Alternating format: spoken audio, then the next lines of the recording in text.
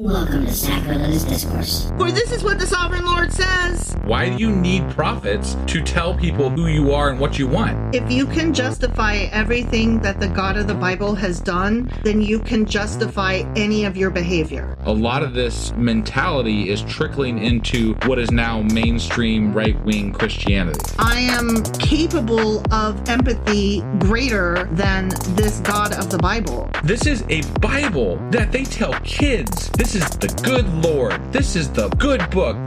He is fantasizing about murder, mass murder. Head over to sacrilegiousdiscourse.com right now to find out how to leave us a review or support us on Patreon.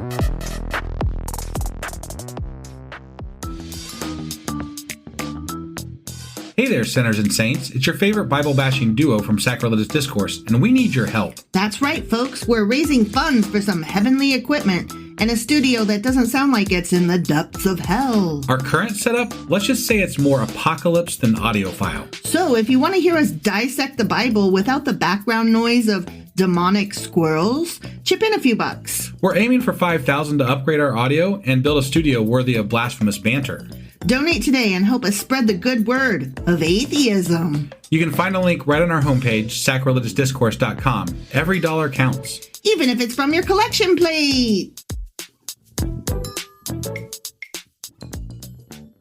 And Wife? do you know what we're doing today? We're starting a new book of the Bible. Sure as fuck are. Yeah. What are we starting today? Zechariah, baby. That's right. And we're getting real close to the end of the Old Testament. Sorry, Yes. not the Bible. The Old Testament. And that's why I had to sing like that. Okay. I'm so You're feeling excited. the groove, the end of the OT groove. Oh my gosh, yes, Yeah. I am indeed. Okay. Yeah. All right. So before we get into what we're actually covering today, I do have a Patreon shout out. What? Yeah, and this one's a little special for me. So I'd like to give a huge shout out to Olivia W. Olivia. Oh, Olivia. Now, so Olivia, I actually know from a place I used to work. Oh. Yeah, so there's not a lot of people that support us that In our are personal from lives. our personal lives. Yeah. So this one felt good. You know, It so means thank you so much, Olivia. Olivia, we so appreciate you. Thank you. Before I give you the official big send off here, I do want to say that Olivia is one of the few people who have ever borrowed more than one book from me and got it back to me. Whoa. Both of them. Oh my gosh, is Olivia the one that was reading your Vonnegut? Yeah. Oh, wow. Yeah. Oh, hi, Olivia. You just don't even know. Husband was telling me all about you. So cool. Yes. And it was always nice to have a person that sees the world similarly to me to talk to at work occasionally. Yeah, It's always nice to have that person. It's always nice to have that person, but especially in the environment that y'all were in. Right. I didn't have a lot of people like that I worked with. So thank you for that as well, Olivia. Yes, Olivia. And that being said, I have a surprise here for you because I think that, this is how pretty much all of our fans feel too. So I'm just going to let them, show you here.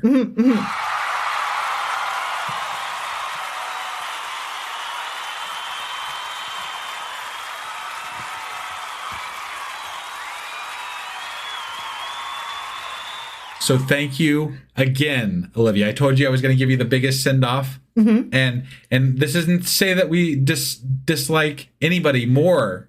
This is just I know Olivia personally, and I felt like we had to give a big cheering, welcome. Yes, absolutely. To Olivia, and say thank you because we will see you face to face at some point, and you'll be like, that wasn't good enough. I know. I needed a better one. I know. So we delivered, friend. Seriously, thank you, Olivia. Yes, thank very you much so much. Appreciate your support and your kindness and your friendship to my husband. Yeah, it means a lot. And now you have to text me and let me know what you thought of that. So, because obviously. All right. So what are we getting into today with Zechariah? I'm going to introduce the book because it's a doozy. Yeah. And then we're going to read chapter 1 of Zechariah. All right. Well, let's do this. Okie dokie.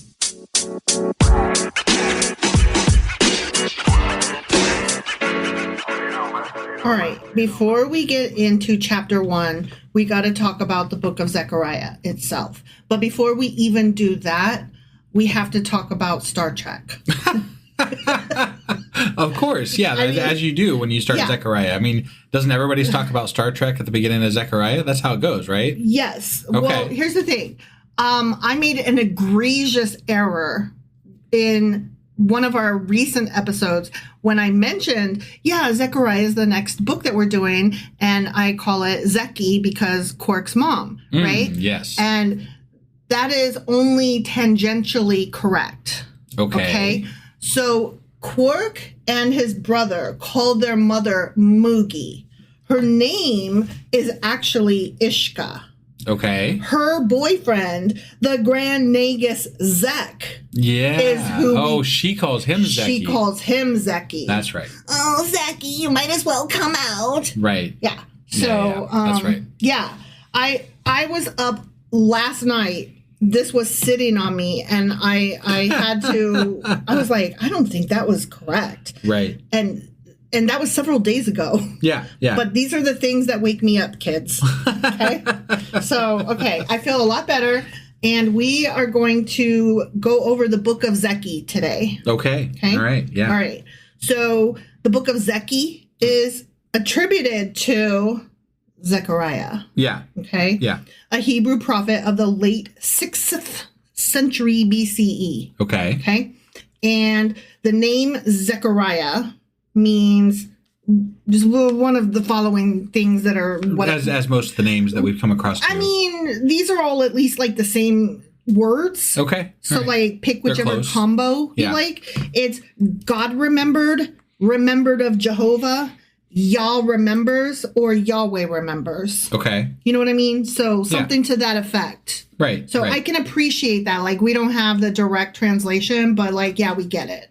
Got it. Yeah. Yeah. He's about God, and God is like, I'm definitely a fan of this one. Okay. Yeah. So not much is known about Zeki's life other than what might be inferred from various mentions in other books that I don't recall, but he was mentioned. Okay. All right. As well as from the book of Zechariah itself, which introduces him as the son of Berechiah, the son of Iddo.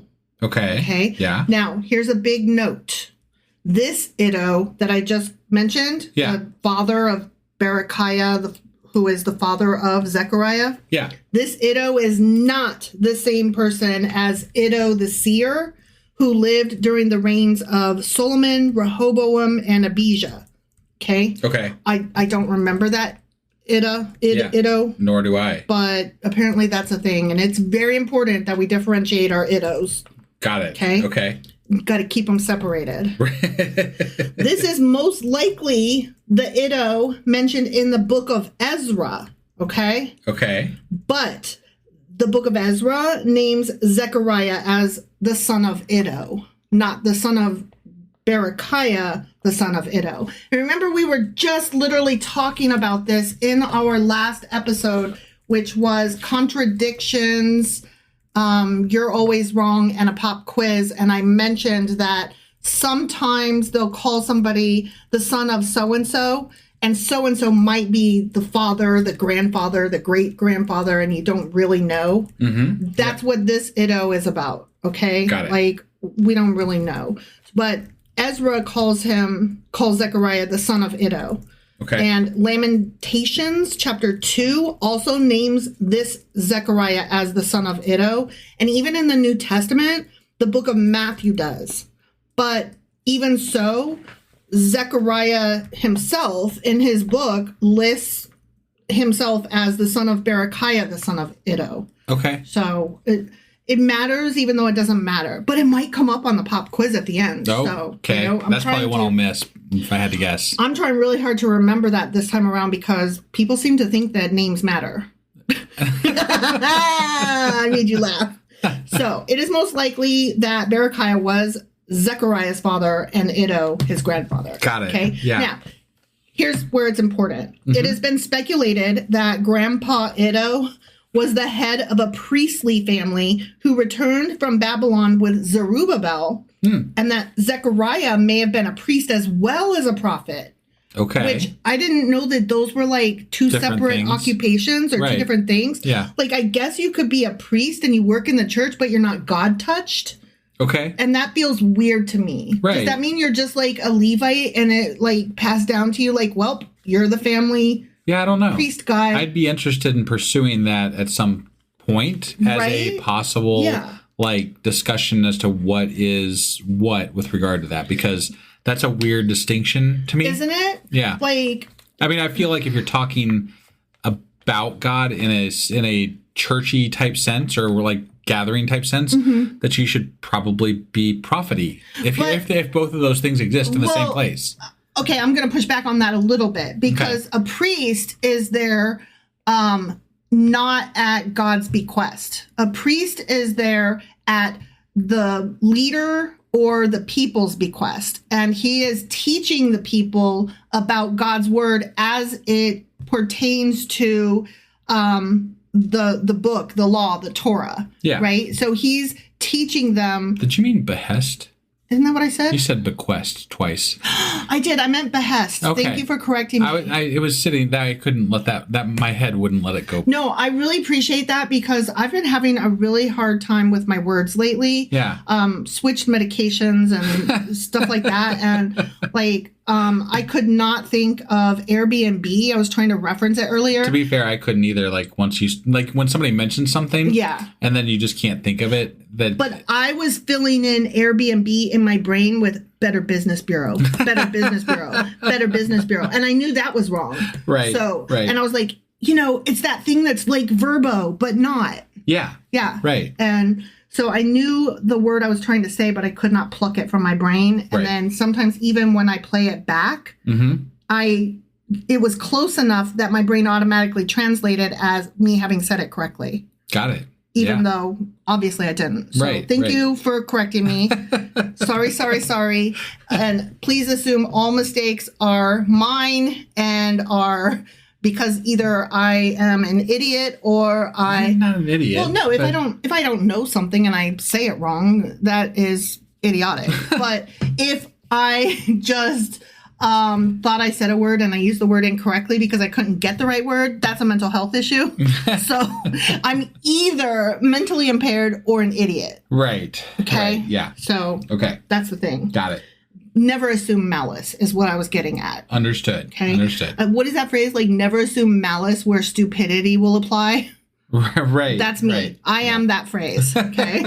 So, okay. Anyway, Zechariah might have been a priest as well as a prophet. And we would like to look into what the difference is. Yeah. But the priest is teaching the people. Sure. And he's also like in government leadership. Whereas a prophet may not be associated with the church. Okay. And may not have had like the family Levite stuff passed down to him, but he is saying that God talked to him. Got it. So I just always assumed that the prophets were priests, not that all priests were prophets necessarily. Yeah. Does that make sense? Right. And But so who determines whether I'm just curious. Like, I wonder who determines whether a prophet is truly speaking for God or, falsely speaking. I think that it would have to do with, I think that it would fall at the whim of the leadership and whether they support that or not. Yeah. Right. It's a government But thing. that strikes me as funny, too, because sometimes the prophets speak out against the priests and the leadership. Right. So it's an odd place for these things to exist. I think that is a thing that might happen in this book. I saw some spoilers that I was trying really hard to avoid. And as a matter of fact, like when I get to it, I will actually say redacted. Got it. When I get there. But Yeah. I think he does, if I'm not mistaken, speak out against some of the leadership. Okay. So that's going to be an interesting thing to come to. Yeah. Okay. So the fact that it's thought that he was a priest as well as a prophet is supported by Zechariah's interest in the temple. Like he was hardcore about the temple, just like Haggai was, and the priesthood itself. Yes, Haggai. And from Iddo, the grandfather, from his preaching in the books of Chronicles, that would be 1st and 2nd Chronicles. Got it. Okay. Yeah. Which I like I said, I don't even remember Iddo, but apparently he preached in both of those books. Okay. And So that would make him hardcore into the whole religion thing. Got it. Okay. Zechariah's career as a prophet probably began in the second year of Darius the Great, king of the Achaemenid, however you say that, empire, which was about 520 BCE. So this was maybe the same time frame as Haggai. It was. Okay. Yes. All right. It absolutely 100% was, and I'm getting to that. Oh, okay. Yeah. It is generally assumed that the prophet Zechariah is identical with the man of the same name mentioned in Nehemiah chapter 12. Okay. So we've come across this Zechariah kid lots of times. There's too many damn names. I know, and they sound so similar to each other. Right. Like, I get them so mixed up. Yeah. Honestly. Like, what's the guy with the good hair? That's Samuel. Samuel with the good hair. Right. I always want to say it's Solomon, but Solomon was the wise one with the bath. Correct. Yeah. Okay. Yeah. But Samson and Delilah. Who was Samson? I don't remember, honestly. Was it Samson with the good hair? No, it was Samuel. Okay. Who was with Delilah? I don't remember.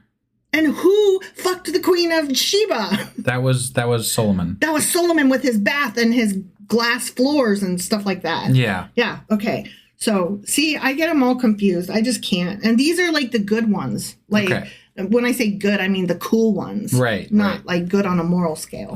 Right. Okay? Yeah. Yeah. So, anyway, this Zechariah was mentioned in Nehemiah.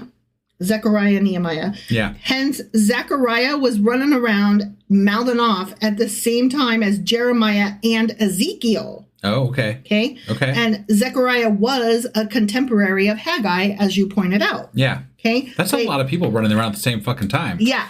Although Ezekiel, I thought, was in Babylon still. Yeah, they would have overlapped, is what it was. Right. And they might not have all been in the same geographic location. Okay. So, because you said Nehemiah was in Babylon, is that what you said? No, Ezekiel. Ezekiel, I get them confused. I don't know. I don't remember where Nehemiah was, but. Well, their books were back to back, so that's why I get those two guys confused. Okay. But yeah, one of them was still in Babylon, and the other one was, here in Judah. And so they might have been mouthing off at the same time and prophesying, I always get those words mixed up. Right. Saying shit that they claimed God told them to say. They might have had very similar messages. They might even have made secret phone calls to each other. Okay. Because they had phones back then, obviously. Right, obviously. Yeah. It was like dream phone calls. Oh, no, they looked in the mirror like in Sleeping Beauty or whatever. Yeah. So anyway, they were at the same time, but not necessarily the same place. Okay. Okay? Yep. But they were contemporaries. And they prophesied at the same time as noted in the Book of Ezra. Okay. So, cool. Too many names with Z's, if I'm being honest. Oh, yeah. It's the Z thing. Like, you cannot have alliteration. That is just, it's a no-no in literature exactly for people like me. Because I cannot. Like, they all start to sound the same. Yeah. Okay. So, Zechariah's greatest concern appears to have been with the building of the second temple. Like, he's very excited about it, just like Haggis was. Okay. Yeah. He features personally in chapters 1 through 8. Okay. There are 22, did I say? Chapters, I think? 14. Wait. No, there's 22 verses in chapter 1. Okay. But there's 14 chapters. Got it. Okay. Yeah. See, I had a number, but I couldn't remember. Right. I had it backwards because I don't do numbers or alliteration. Right. Yeah. Basically, I'm worthless, y'all. Anyways. So he features heavily in chapters 1 through 8 of the book of Zechariah, but Zechariah does not appear in the remaining chapters of the book, chapters 9 through 14. Got it. Like, the fuck is up with that? Yeah, that is makes no sense, right? No. Like, okay, bro, whatever. Yeah. All right. So, but let's talk about the authorship of this book now that we just talked about that. Sure. Like, what? Right. Zechariah is thought by many to have written his portion of the book of Hebrew in Hebrew. I'm going to read that again. Okay. Because I fucked that up good. All right. Zechariah is thought by many to have written his portion of the book in Hebrew after returning from the Babylonian captivity. Okay. All right. So his portion being chapters 1 through 8. Got it. Everybody agrees. They're pretty sure he wrote those 8 chapters, and he wrote them after he got out of Babylon. Got it. Okay. The style in the first 8 chapters differs from the last 5. Like, Of course it there's does. some Yeah. in the middle, right? Right. But those particular ones are like, what the fuck is even happening here? Split personality. Yeah. But some people say that suggests perhaps that Zechariah wrote the later chapters at a much older age after the completion of the rebuilding of the temple. Okay. Modern scholars, however, are like, Right. yeah, I don't think so. Right. That was good try. That was good mathing on your part. Yeah. But no. They believe that the book of Zechariah was written by at least 2 different people, more likely 3 plus. Okay. Yep. Zechariah chapters 1 through 8, the ones that he wrote, Yeah. is sometimes referred to as First Zechariah. Okay. You know, like we've got a First Chronicles and a Second Chronicles, yeah. and a First Kings and a Second Kings, and Right. a First Samuel and a Second Samuel. Yep. Yeah. And that part was written in the 6th century BCE and contains oracles from the historical prophet Zechariah, who lived during that empire, the Achaemenid, that I cannot say, during the kingdom of Darius the Great. Got it. Okay? Yeah. Darius the Great was like the king of Persia or what the fuck ever. Okay. Yeah. Yeah, he was. I have that noted here. Okay. Okay. Scholars believe that Ezekiel, with his blending of ceremony and vision, also heavily influenced the visionary works of Zechariah chapters 1 through 8. So remember how the book of Ezekiel was like fucking nuts? Yeah. Like fever dream. Like, what is happening? Right. We're going to get some of that. Okay. Okay. All right. But that would mean that Ezekiel actually came before this, which makes sense because Ezekiel was during the Babylonian exile. Yes. This is post-Babylonian exile. Right. But their lives overlapped. Yeah. Yeah. Okay. Like they met before Zechariah left Babylon. Okay. Okay. All right. And so they would have crossed paths, and Zechariah would have read and been very exposed, especially if he was in the church. Sure. Would have been very exposed to Ezekiel's works. Okay. All right. Probably was even a student of Ezekiel's, is my guess. Got it. Okay. Yeah. Or maybe they studied together. I don't fucking know. Whatever. Anyway, Zechariah chapters 9 through 14, so that's the second half, is often called Second Zechariah. And it contains within the text no datable references to specific events or individuals. So it's like intentionally ambiguous. Right. Okay. Yeah. But most scholars give the text a much later date in the 5th century BCE. So like 100 years later. Okay. Yeah. During the late Persian or early Ptolemaic period. Got it. Okay. Yeah. Second Zechariah, so again, chapters 9 through 14 that we're pretty sure my guy did not write. Yeah.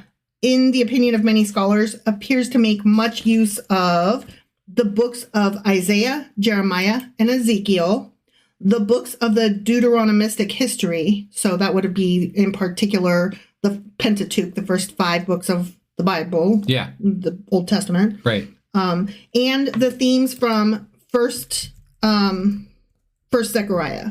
Okay, so like what Zechariah wrote in chapters 1 through 8 heavily influenced, along with these other things, what was written about in Second Zechariah. Okay. Right. Yep. So does that make sense? Yeah. Okay. This has led some to believe that the writers and or editors, and where I say writers, that's maybe editors. Right. Okay. Yeah. Of Second Zechariah may have been a disciple of the prophet Zechariah. So it was probably one of his students that wrote those later chapters. Okay. Okay. Yeah. So I buy that. That makes much more sense. Yeah, absolutely. There are some scholars who even further divide Second Zechariah. Okay. So we've got First Zechariah is chapters 1 through 8. Okay. That would be First Zechariah. Yeah. Second Zechariah, which at first it was 9 through 14. Now we're going to say it's just 9 through 11. Okay. And then Third Zechariah would be 12 through 14. Got it. Does that make sense? Yes. So the first 8 is like half of the book, and then the second half of the book is split in half. Okay. So each is a quarter. Right. Okay. Okay. Since the reason that they think that some scholars divide it that way is that each section split that way begins with a heading oracle. So it's like a separate book. It's like at the beginning of chapter 1, it says once upon a time. And then at chapter 9, it says once upon a time. And then And then in chapter 12, it goes, and finally, once upon a time, this story now. Got it. You see what I'm trying to, it doesn't say that, but I'm trying to say that's what it would be like. Yeah. Okay? Yeah. All right. So Zechariah's first prophecy was uttered 2 months later than Haggai's first message in the second year of Darius, which was about 522 to 485 BCE. Okay. Yeah. Which would have been 521 or 20 BCE. Got it. Okay. Yeah. A further date is found in chapter 7, verse 1, where King Darius's fourth year is mentioned. So that would have been about 519 or 18 BCE. Yeah. Okay. Zechariah and company is what I'm referring to them collectively as. Sure. Probably wrote the undated part of the book. Again, that would be the second half of the book, chapters 9 through 14. Right. Second and third, or just all second. Okay. Only around 480 BCE. Okay. If he wrote it. Yeah, which all. seems unlikely given the time frames. Especially given the next sentence that I'm about to say that I can't say the whole sentence. Right. He then is likely to have been killed by redacted. Spoilers, darling. Okay. Yeah. And I know that we're not supposed to get into the New Testament, but apparently in the book of Matthew, it indicates that Zechariah died as a martyr. Oh, okay. So I will go ahead and say that since we mentioned it earlier. Yeah. That apparently he does speak out. Got it. Yeah. Okay. Not cool, I guess. Right. Not well received. All right. So that's fun. Yeah. Now, the reason that I'm trying to pay so much attention here to setting this book up before we even read chapter 1 is because, first of all, it is a fever dream like that other book that we talked about. Okay. Did I say Ezekiel? Is that the one? Yeah. Okay. Those two books alone are the majority of what is pulled from in the book of Revelation. Okay. Which ends the New Testament and the Bible as a whole. Got it. Okay. Yeah. So even though we are very far from the book of Revelation, we are going to see a lot of what's coming fever dream wise in what we're about to read. Okay. And I didn't totally know that going into Ezekiel. And I wish I'd been prepared for the fever dream that was. Because that was insane. That was nuts. But now we know, oh, okay, we are going to see some horns and weird things happening, dreams and visions and lights and mushrooms and I don't even know what. Right. Okay. Yeah. Dude is high as fuck is my guess. Okay. Okay. Yeah. So that's why I feel like it's important to set this up so that we're all a little prepared. Yeah. Okay. So Zechariah wrote the book, or the first chapters 1 through 8. Yeah. During the rebuilding of the temple in Jerusalem under the leadership of Zerubbabel, the governor Nehemiah, and the high priest Joshua. We know all of these names. Yeah. Even though I can no longer place who is who and who did what. Right. But we know these names. Sure. Okay. Zechariah, was a younger contemporary, like we said, of the prophet Haggai, and chapters 1 through 8 of this book are contemporary even with the prophecies of Haggai. Okay. Okay. Yep. So those all would have been spouted off at the same time. Right. Okay. Yeah. During the exile, a significant portion of the population of the kingdom of Judah was taken to Babylon, where the prophets told them to make their homes. Y'all better settle in for the long haul. Winter is coming. Right. Suggesting that they would be spending a long time there. You belong to us now. This is where you live now. Right. And we learned a little bit about what that was like in the book of Daniel, where he was a kid. We learned about how they were bringing in kids and then teaching them stuff to make them smart and also to make them fit in and to make them enthusiastically part of their nation. Yeah.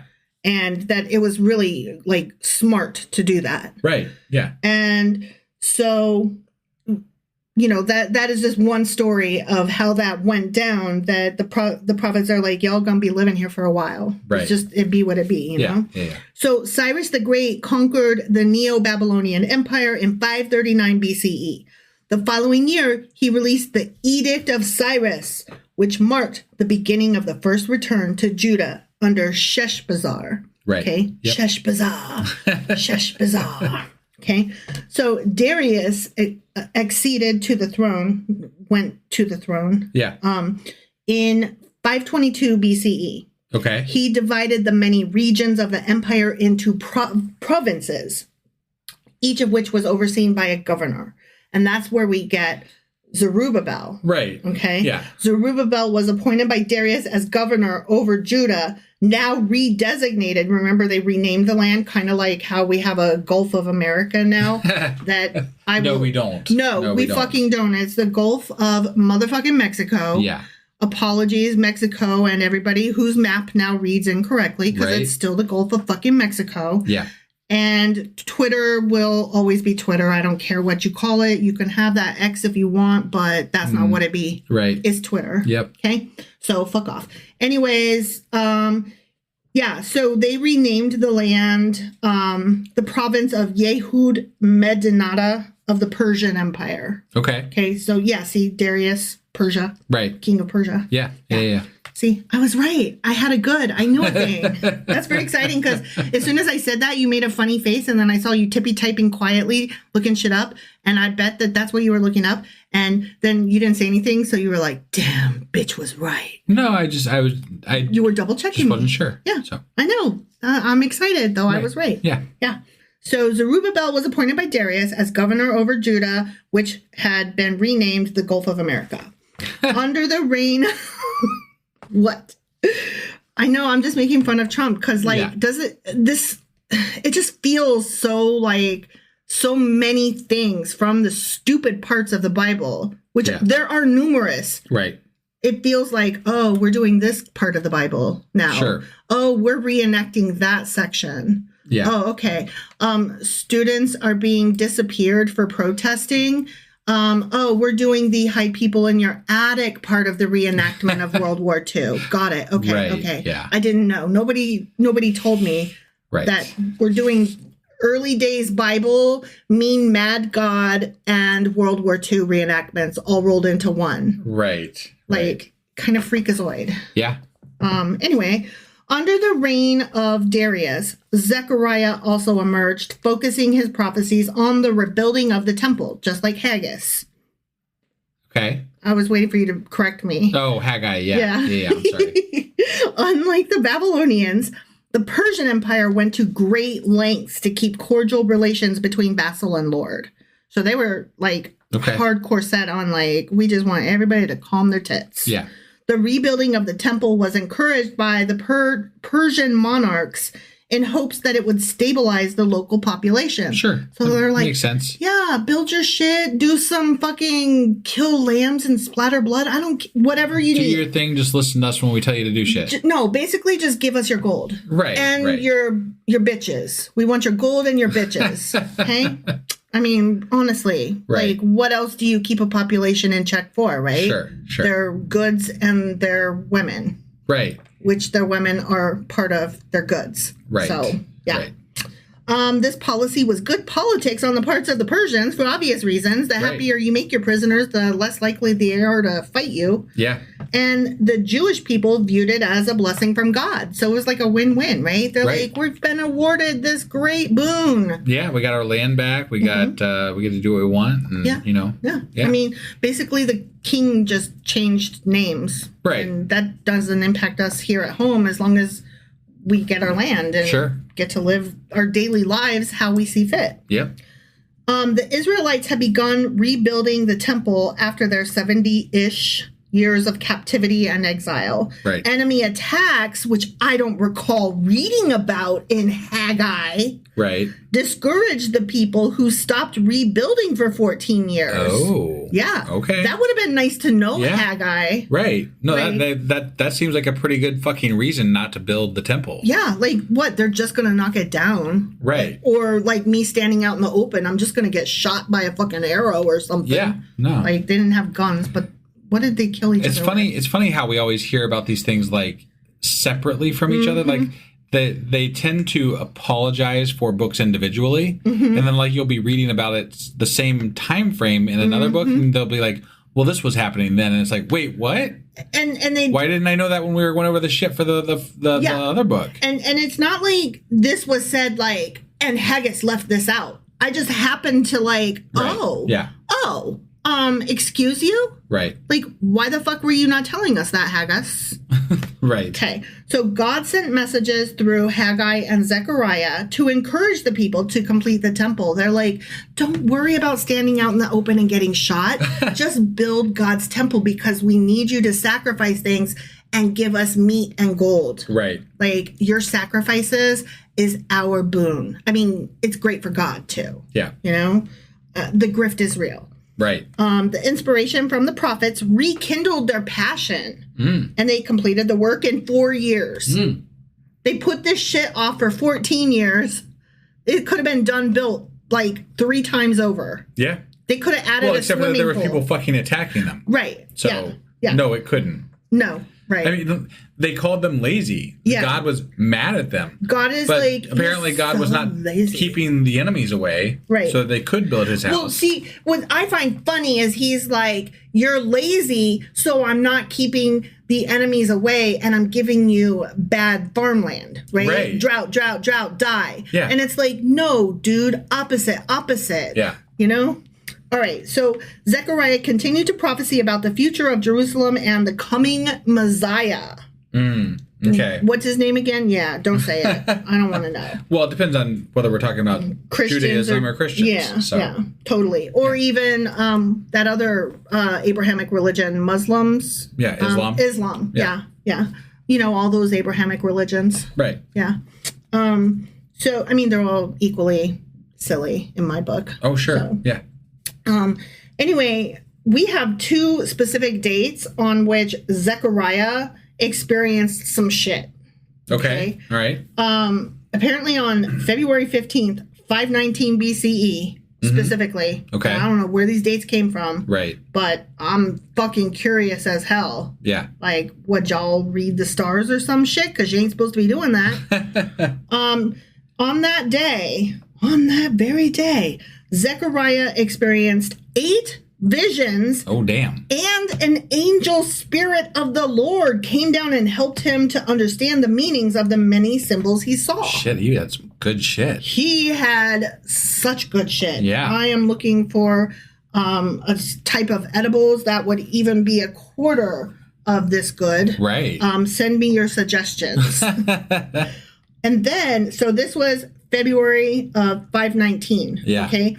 Then in December of 518, so like just short of a year later, Zechariah received 4 messages directly from God. Okay. Okay. All right. So first he got 8 visions. Then almost a year later, he gets 4 straight up texts. And I don't know what those were. Got it. But we're going to find out. Yeah. Okay. So now we are going to get into, let's read Zechariah. Okay. Yeah. So apologies. I know that was a really lengthy intro, and chapter 1 ain't that long. Okay. All right. But I just felt like all of that was important for time and place, where we've been, where we are, and where we're going. Got it. You know? Yeah. All right. So Zechariah chapter 1. In the 8th month of the 2nd year of Darius, the word of the Lord came to the prophet Zechariah, son of Berechiah, the son of Iddo. Okay. The Lord was very angry with your fucking ancestors. Okay? He always was. I know. And always is and always will be, I think. As far as God goes, never not be angry. And as far as the people goes, never not be afraid. Right. And between the two, you'll be good. Right. Okay? Yeah. Anyway, the Lord was very angry with your ancestors. Therefore, tell the people, this is what the Lord Almighty says. Return to me, declares the Lord Almighty. Oh, and I'll return to you, he says. Yeah. You know, show me yours and I'll show you mine. Didn't they, if this is the same, like, if we're talking about, like, 519, right? We're talking about, like, Haggai just had them return to, like, God was good with them. They're starting to build the temple already again. So apparently God's already okay, but he's saying that... Don't forget, his first 8 chapters were at the same time as Haggai. Well, that's what I'm saying, though. So they're both running around saying shit. But Haggai would have been doing this in, like, 520 is when he was doing his prophecy stuff. Okay. And so, like, at that point, he was saying that they were good with God. And now we're in, like, 519-ish, maybe just slightly later. Okay. And he's like, get good with God. So apparently there's some question about when people got good with God, maybe? I mean, maybe some got good and built, but then others stayed home and drank beer I because guess. beer is good. Maybe they're talking to two different crowds. Like, maybe North Haggai's side got, and south right, side. Haggai's got a different side of the city. Yeah, like who lives on Who which knows? side of the tracks? Right. That kind of thing. Yeah. Yeah. Also, it could have been like age-wise, like you take the old people. Right. No, I don't want to take the old people. Please don't make me take the old people. Oh my God. They cannot even Facebook. Oh my God. And all of them are on it. Yeah. Please don't make me take the old people. Right. Fine, I'll take the fucking old people. You take the young people. Anyways, they're just as stupid, but in a different way. Because everybody's stupid. Right. You know? Yeah. Everybody's stupid. Yeah. All right. So anyway, God's like, do not be like your ancestors, those fucks, to whom the earlier prophets proclaimed, this is what the Lord Almighty says. Turn away from your evil ways and your evil practices. But they would not listen or pay attention to me, declares the Lord. Right. Remember when I had to turn people into salt pillars and knock down cities and shit? Yeah. Yeah. Where are your ancestors now, God asks? And the prophets, do they live forever? No. How is someday you will die? How is that like an actual threat, honestly? Well, it was early on because they used to say that they lived longer and then they lived shorter lives. Oh, yeah. Although we have read and heard that maybe those time frames were based on moon cycles instead of like years. So I don't recall that. Was that a conversation that you and I had? Or? That was a conversation I had with somebody. I don't know if it's true or not, but it's something I've wanted to look into. But it could be that those earlier time frames for how long people lived in the Bible could have been based on moon cycles and not. Considering that we still to this day, to this very day, track when Easter comes based on the fucking moon cycles. Right. That tracks. I mean, it could. It could. I mean, I'm not saying that that's what it was for sure. But there, I think, is some question as to whether or not that's what it was. It has enough legitimacy to the sound of it that I am in. Like, I could easily buy that, and I could look it up thinking it's probably already true, but still be okay if it's not. Right. But, like, definitely but it would make more head. sense, right? Yes. Yeah. Oh, you didn't live for 900 years. Right. You lived for 900 full moons or what the fuck ever. Yeah. That's different. Right. That's a lot different. Yeah. Yeah. So anyways, he's like, do they live forever? No, they fucking don't, do they? Everybody dies. Yeah. You know? Mm-hmm. Like, yeah, I know. But did not my words and my decrees, which I commanded my servants, the prophets, overtake your ancestors? My words and decrees are still living. Yeah. They're still alive. Those people are dead. My words still live. I guess. I guess. Your words are written down by humans who say they said your words. So I guess we have to believe that, except for that we don't have to believe that because I don't. Right. Okay. But let's put this in a different but somewhat equal political context. Yeah. We refer to the Constitution of the United States of America as a living document. Sure. Because it has amendments. We have a way to potentially make further amendments. Well, if you're looking at it that way, then God's dead. Because we have no way to further amend the fucking Bible. The Word of God no longer is living. It's dead. Okay, no, because you told me last week that there are still fucks running around saying that they are prophets. Sure. And if our government gets behind that good enough, they could make some more changes to the Bible. They could. That could happen. And you know what? Here's the thing. God is not dead to these fucks. The Bible is dead and they don't know it because they have already made so many changes to it. Yeah. Verbally. Right. The changes have neither been acknowledged nor noticed in written format. That's true. So the book is dead. It no longer matters. The fucking Revelation. Well, no. The rapture, right? Yes. Is nowhere in the Bible. Right. But a lot of like evangelical Christians wouldn't blink an eye if somebody edited the Bible to add in the rapture. Well, they believe it is in the Bible. Right. If you tell them that Christ was a Jew, they lose their shit. They literally have no idea. Like, it doesn't track for them. He's an American white guy, right? Or if he's not an American white guy, he's at least like Christian. Yeah. Like they don't have any context for, no. See, America wasn't America until like it wasn't America before we landed here. Yeah. Like that's not what it was called because it wasn't called that yet. Yeah. Like, like, how do you explain something that simple to somebody who clearly doesn't get it? That no, Christ was a Jew. Yeah. Like that's the whole point of the story, you dumbass. Right. The whole point of the story is that he was a Jew. Yeah. Like, I'm sorry, I know I'm repeating myself because I'm like, how do you not? Like, I'm a dumb person. I'm an atheist. I never read the Bible, but even I got that part. Right. You know? So, okay. Anyways, he's like, people dead, but my word still lives. And then they repented and said, the Lord Almighty has done to us what our ways and practices deserve, just as he has determined to do. Okay. Okay. Yeah. So they're like, we got what we had coming, you know? Okay. Yeah. Like we were supposed to get beat. Right. You know? Yeah. It's like the abused wife that apologizes for her husband hitting her. You know what I mean? Yeah. Which I know that sounds like a very dismissive and over the top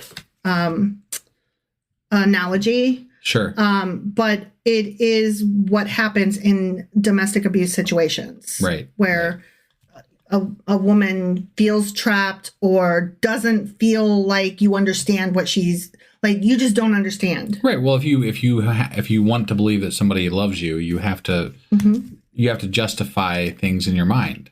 Right. Well, like not only that, but in some situations, he does love her. Right. That's separate from sure the psychology, the anger issues, and the justification. But people that and are stuff. in those situations have to justify the whole experience. The whole experience, yeah. Right. And I understand some of that because I have been in those kinds of situations. Sure. So I'm not trying to be dismissive to anybody currently experiencing that or healing from that in a situation from their past. Right. I'm just trying to say that this situation here where God's people are like, we had this coming, God did right. Yeah.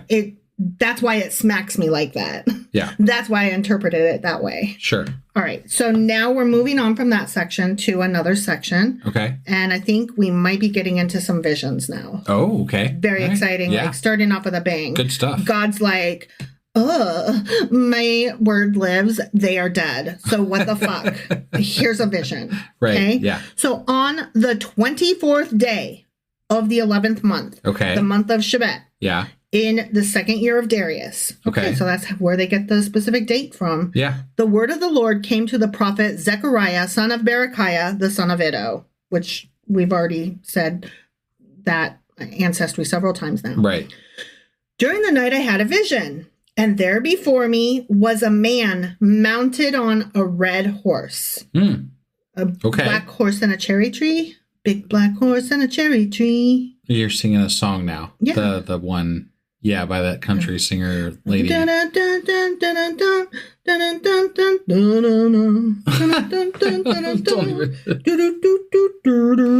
Sure. Yeah, but red horse though, and there's a man mounted on the red horse. Yeah, I don't know all the words. Yeah, so that's no, why I got it. That's why I was big black horse and a cherry tree. But this was not a black horse. This was a red horse. Right. And there was a man on it. Yes. Yeah. Okay. He was standing among the myrtle trees in a ravine. Not mounted on the horse. He was mounted on the horse, but he's standing in the ravine. No, the horse was standing in the myrtle trees okay, let me start over. During the night I had a vision. Yeah. And there before me was a man mounted on a red horse. Okay. Okay. The horse, was standing among the myrtle trees in a ravine. Behind him were red, brown, and white horses, but not big black ones. Okay. Okay.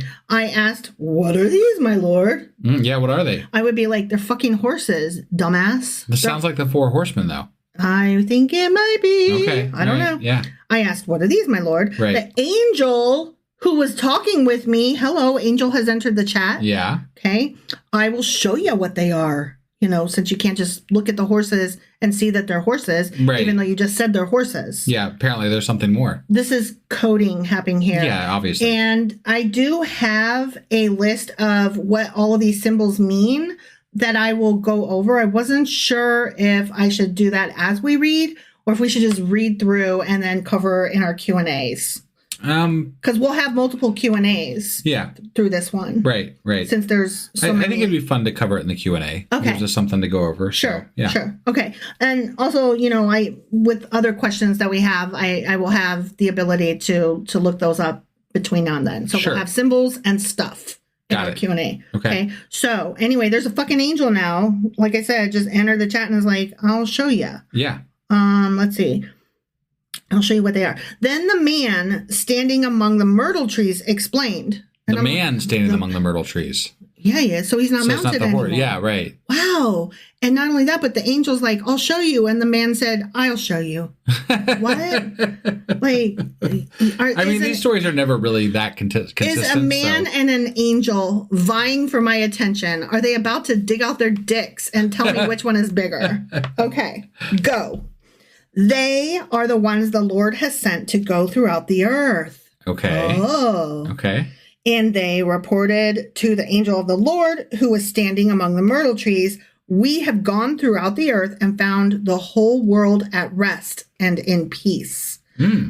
Nice. Okay. That's good. By world, do you mean world or do you mean my geography section of the map, which is usually what they mean? Sure. Like per our guess, but also per footnotes that we read later. Like, oh, they really did only mean that corner. Yeah. Okay. Well, that's a lot of times the reason that they come back to, like, the reason that Judah is so important is because gods were still somewhat regional back then. Yeah. It's not about, it was a very localized phenomenon that these people were dealing with, and they felt the strongest connection to their gods in these specific areas. Which is what's so infuriating about the whole Israel situation today. Yeah. Because it's like, with Christians backing up Israelites or Israelis. Yeah. Like this land is our land and that land is our land. These lands are our lands. Yeah. And then Trump's like, and this one's mine with beachfront property. Fuck off, all of you. Okay. So then the angel of the Lord said, Lord Almighty, how long will you withhold mercy from Jerusalem and from the towns of Judah? Would you have been angry with these 70 years? Oh, so the horses are like, it's nice outside of this little corner. Right. And so the angel's like, shit, man, it's nice outside of this little corner because Judah's been like fucked up for 70 years. That sucks. Yeah. Yeah. Like, what's up with that, what are you God? doing to your people, God? Yeah. Everybody else is doing all right. Yeah. The world seems kind of nice. Right. What's happening? Yeah. So the Lord spoke kind and comforting words to the angel who talked with me. Got it. Okay. Yeah. And then the angel who was speaking to me said, proclaim this word. This is what the Lord Almighty says. I am very jealous for Jerusalem and Zion, and I am very angry with the nations that feel secure. I was only a little angry, but they went too far with this punishment. Therefore, this is what the Lord says. Yeah. Okay. Yeah. Ready? This is what he says. I'm listening. I will return to Jerusalem with mercy, and there my house will be rebuilt, and the measuring line will be stretched out over Jerusalem, declares the Lord Almighty. Okay. Proclaim further. This is what the Lord Almighty says. My towns will again overflow with prosperity, and the Lord will again comfort Zion and choose Jerusalem. I see. Okay. Okay. So that's one of the visions, and now we're going to continue on, okay? Yeah, I just, so like a lot of these things, if we're looking at this from the perspective of Judaism, right? Mm-hmm. Never really came to pass. Like they were always ruled by somebody else. Yeah. Yeah. And until recently. Yeah. So I mean, and even now though, they're kind of like, they're surrounded by enemies. I was going to say they're kind of at the whim of larger nations that are fighting over who gets to own their land the best. They've never really been the keepers of their own fate, like not as much as maybe they, you would expect for someone who is guided by God, right? The biggest God, the only God, the God. Yeah. Yeah. Right? So I like all this big talk about how God's going to make them do this and they're going to be perfect and everything's going to be wonderful. Mm-hmm. I understand that a lot of people attribute this to a later time period and a later thing that's going to happen, but like basically it hasn't happened, and you're stretching based on the context of all these books that we've read to make it apply to something in the future, because a lot of the times these things are very specific for the time that they're talking about. And you can actually find words that make it seem like they are talking about that time, right? Right. So it just seems a little wrong. And not only that, but like in every generation, not only do they believe that it's coming in the future, but they believe that that future is like just a couple years from now. So we better get ready. No, the end has They been nigh for have fucking to. thousands of years. They So. have to believe that because that's the only way it can possibly make sense. Right. You know, Yeah. so you better get your wills ready, y'all. You know? And make sure somebody's going to take care of your cats. Right. Because us atheists, we atheists will be who's left behind. That's right. You know? Yeah. So I know a lot of really good atheists. I do. As do I. And I think that we will all be good caretakers of the animals and the planets. Absolutely. So I am fine with that rapture thing happening. Can we get that going? Right. You know? Yeah. Like it's a win-win, honestly. Seems that way. Mm-hmm. Yeah. I don't want the other stuff that comes with it. Right. But I don't believe in that. So. I don't either. Yeah. So I mean, I suppose if the rapture happens, we'd have to question a little bit, you know. I don't know. But even still at think that, the rapture's not even in the fucking Bible. So I just have to Right. say that one more time because it's not there. It's not there. Where did they get that fucking idea? It was, we talked about it. We had a whole special I about know. it. I just hate it. Yeah. I just hate it. That's all. Right. All right. So anyway, moving on. Then I, dude face, looked up, and there before me were 4 horns. Always with the horns. Yeah. Burr, burr, burr, burr. Right. Not those kind of horns. I'm assuming these represent enemies or something. Well, but there's also 4 horses. So like we're on 4 this They might this be chapter. nations. They might I don't know. Sure. The horses do represent something. The myrtle trees do represent something. Okay. The ravine represents something, and the horns represent something. Got it. Okay. Yeah. And like I said, I have a breakdown for all of these. Sure. Okay. So anyway, he's standing there, and there's 4 horns. I asked the angel who was speaking to me, "The fuck are these?" He answered me, "These fucking things are the horns that scattered Judah, Israel, and Jerusalem." Okay. I'm So gonna they are guess representing enemies greater and- nations. Yeah. Sure. Yeah. Then the Lord showed me 4 craftsmen, or in some places it's carpenters. Okay. It depends on the translation. Right. Just thought I'd put that out there. Yeah. Okay. Because that matters a little bit. It kind of does, doesn't it? Yeah. Yeah. And is also a little bit interesting given what we know about carpenters. Yeah. And Yeah. And who's a carpenter? how they implement in the New Testament. Yeah. So craftsmen, carpenters, whatever. I'm sure Sure. they don't mind being confused for each other a bit. Right. You know? Right. So anyway, the Lord showed me 4 of those guys. Mm-hmm. Okay. And I asked, "Where the fuck are these coming to do?" He answered, "These are the horns that scattered Judah so that no one could raise their head. But the craftsmen or carpenters or whatever they are have come to terrify them and throw down these horns of the nations who lifted up their horns against the land of Judah to scatter its people." The end.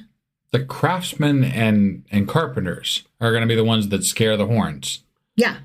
So, okay. So obviously this has some very strong implications for the New Testament. Yes. If you're looking at it from that perspective. Yes.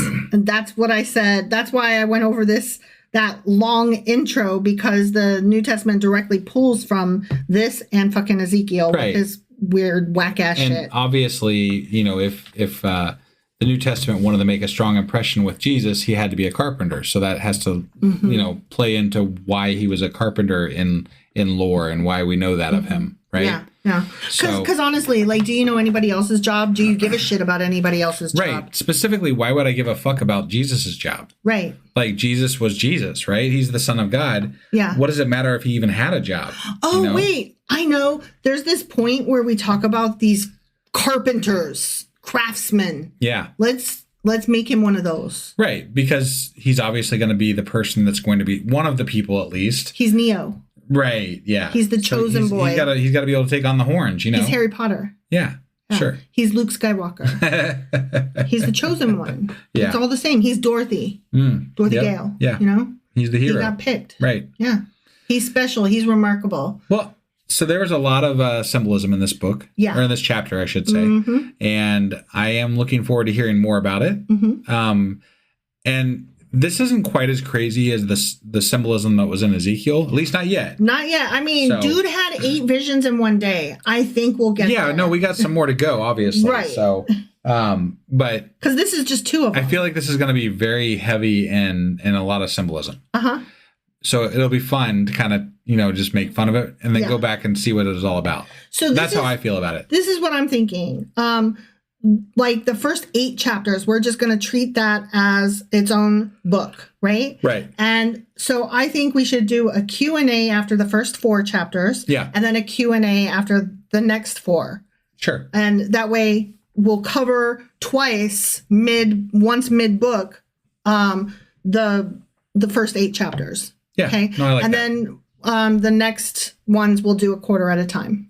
Q&A. Right. Does that sound good to you? That sounds good. Okay. I just I know we could have done this off air, but I kind of wanted to give an idea of y'all will get these symbols after chapter 4. Yeah. Okay. And we will break them down. No, I kind of like going through it, breaking it down afterwards, because then we can talk a little bit more about the overall context. Yeah. And we can talk about how it kind of fed into this, that, and the other. Right. So it's fun talking about what we can glean from these chapters as we're going through them.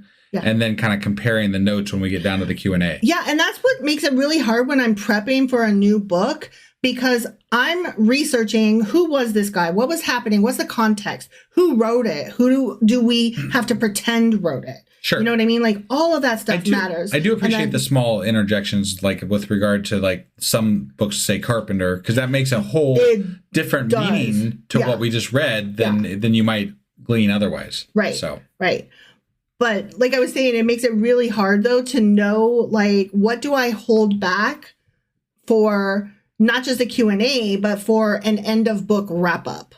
Yeah. Like, sometimes you ask me, like, what takes you so long to prep? And it's like, these decisions right here. No, yeah, I get it. Yeah. No, it's not easy trying to figure out exactly how we're going to cover everything. Yeah. And I'm sure we miss large tons. swaths of things that we should probably cover. Absolutely, because as I always say, but it's been a while since I've said it, I am neither a scholar nor an academic. I'm using free sources, and I'm trying to draw from multiple different sources so that I get a broad swath of what is being said. Yeah. But ultimately... and this is all self-study. Yeah. This is not, I'm not directed. Yeah, I'm not getting this from like a YouTube preacher or something. Right. Like I'm interested in learning about all of this stuff myself. So like anything that I fuck up, that's all me. Sure. And don't blame any sources. And that's why I hate to that's why I hesitate to say sources, because like I don't want somebody to say that I'm misquoting somebody else. No, you know what I mean? I can't say this enough, but like part of the reason that we don't always have an episode out on time is because we literally just are doing this around our dining room table in our spare time when we have time to do it. Yeah. And we try to be very diligent about a schedule, but sometimes life gets in the way and things get in the way. So. Usually. And it seemed like November and December threw our schedule off whack. And then you started your new job. Yeah. I got COVID. One thing after another. The babysitting stuff that I was doing, I broke my arm and had surgery. Oh, there was so much. There's so much. Between November and today, so much threw our schedule off that, my God, it's lucky that we are here to start a new book. Honestly, we just keep trucking along, and that's what makes it fun. But we appreciate you guys hanging in there with us. Yeah, so. And that's where I was going with that too, was so thank you for your patience. Thank you for... even if we take a week to get that next episode out. Right. Yeah. Thank you for waiting for us. Absolutely. Absolutely. So that was it for Zechariah chapter 1. No, Zeki. Yeah. And we're going to try to be back tomorrow for Zechariah chapter 2. Yes. And then our live on Discord is every Tuesday at 10 p.m. Eastern. Yep. Yeah, definitely join us for that. There's a link right on our homepage, sacrilegiousdiscourse.com. You can go there, click on the link, join us on Discord. I promise no one's going to care that you've never used Discord before. Yeah. Just go there, come hang out with us. It's a blast. And it's always kind of amazing if I'm able to figure out how to get in by myself. Like, we've been doing this for like 5 years, and I'm like, I have to go here. I have to click on that. And like, it's cool. Everybody's cool. It's a real low-key, cool crowd. Yeah, and don't hesitate to jump into the initial general chat and just ask questions about what you should do. Because somebody, if not us, there's other people that will answer. There's a great group of people in there. There are always people there that are eager to say hello and tell you what buttons to push. And I will say this, in this time of Trump and everything else that's going on, I think it's important to find your people. And I promise that probably you'll find some of your people in our Discord. If you are enjoying our podcast regularly, you will enjoy the people who have come and stayed. And that's what's really interesting. It's like there are a handful of people who have come along for the ride in the Discord thing and stayed. It's like, if you like it, you're there every week chatting with us. Yeah. You know? Yeah. And I think if you enjoy this, you would enjoy that as well. Definitely. We hope to see you guys there. Otherwise, we'll see you on the next episode. Yep. Bye. Bye. Becky.